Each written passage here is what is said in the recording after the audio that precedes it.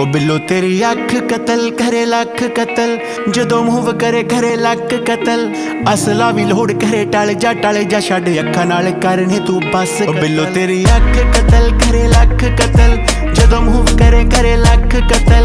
असला भी लोड़ करे टल जा छड़ अखा नाल करने तू बस कतल। 47 है वेट 47 नू मार कले MG दे पट्टे जियां जुल्फां ते हार करे। मारेंगी तू किसे नू बरूद दी पुड़िए, नकरा बरहेटे वांगू सीने चो पार करे। नक विच पाया कोका